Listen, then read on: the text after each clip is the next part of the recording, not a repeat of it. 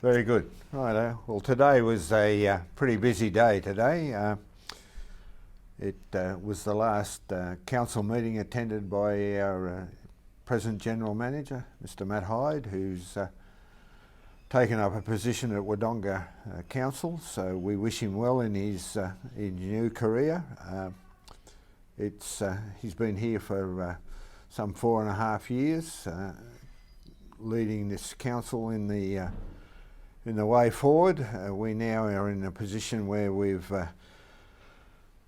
appointed an interim General Manager to take Matt's place in the short term while we go through a recruiting process for a long-term General Manager to chart the direction, or help chart the direction of the council into the next, we would hope, 4 or 5 years. So it's been a significant day from that point of view, and we look forward to recruiting a new General Manager, whether it be he or she. We don't have a preference. We're very open to someone who's innovative, who's got some financial management skills, who knows how to engage and take our staff community with us and give them some sort of ownership into the future of Snowy Valleys Council. So, yeah, I think everyone's very appreciative of Matt's efforts over the years, and we do genuinely wish him all the best for his future career opportunities, and extend our grateful thanks. Yes, he's certainly had a difficult period in which to operate, and based on the fact that the merged proposition wasn't popular at all across either of the merged entities. I think he's carried out the task to the best of his abilities, that's for sure. So we're appreciative of that. And we look forward to Hamish McNulty coming as the interim General Manager, who's going to walk the council through for the next few months, and then we'll be recruiting for the permanent GM. So exciting times ahead, difficult, challenging, but quite exciting as well. And certainly an opportunity for us to consolidate as a result of the number of projects that we still have on the books to be completed. So. But we had a fairly full agenda too, Chaff. Yeah, there was plenty to talk about today. There certainly was. Like we had the integrated planning and reporting suite that we had to deal with. There were a number of documents there that have taken a considerable amount of time of both the council staff and councillors to get our minds around that.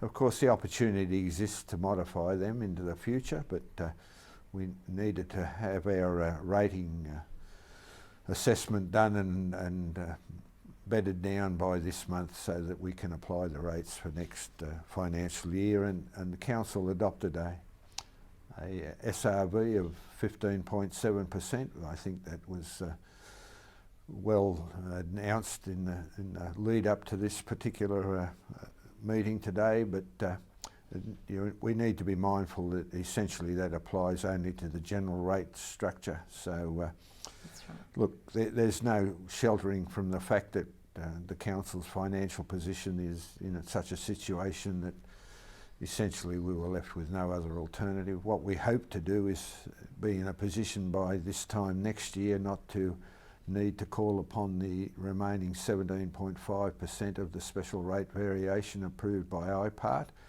and we'll be using our best endeavours to ensure that we don't need to go down that path. We also approved some draft documents going out for public exhibition, and this is where it's so important that as a community member you get out there and you actually make the most of every opportunity to review those draft documents.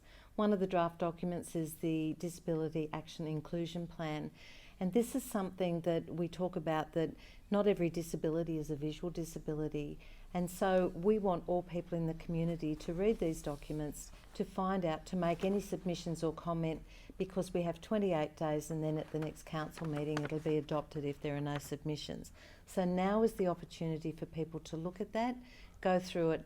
We have another one on the debt recovery and forget the other Hardship the program. hardship. That's right. So we have that document that is currently out for public exhibition, and the third one is the Reflect and Respect, which is in relation to how we work with our Indigenous community or our First Nations people, and how we embed some of those really critical points into the organisation, and how we actually make sure that we include part of that in all that we do across our communities as well. I think one of the main points to hammer home is the fact that our debt recovery and hardship policy is designed to be responsive to the needs of the community and to be sympathetic or empathetic towards those people who are finding it difficult from time to time to manage issues that they have to confront with local government and Snowy Valleys Council in particular. I think you know, the amount of time that we've spent today deliberating is obviously available online, but it's good to see some robust discussion as to how we proceed down the path of a lot of these issues, and I would hope that we get better as time goes on in engaging with the community. I think there's certainly some areas where I can improve in my engagement philosophy, but time is of the essence, and the amount of time that councillors have devoted and staff have devoted to getting to this point has been significant, and I would like to express my appreciation both to my fellow councillors and to the staff in the way they've gone about this process. So, and one of the things, you know, as we look at what's happening across the world, we live in an amazing country where we have democracy.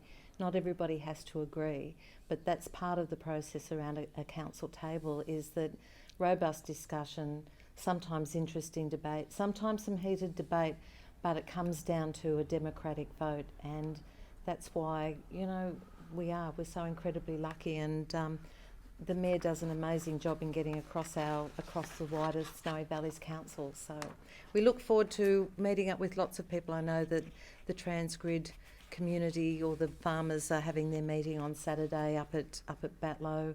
I know Cancoban has a meeting coming up, and these are the things we want to continue to support across our Snowy Valleys Council areas. the Transgrid issue is one that will need a lot of time and attention to addressing the issues, and it's not going to go away. The mere fact that you know, there's a further step down the process, e.g. talking about you know, entering into agreements with landowners who are allowing the route to pass over their property. Well, that may be the intention of Transgrid, but there's a lot of water to go under the bridge before that process becomes a reality. And as Trina mentioned, we'll be at Batlow on the weekend to...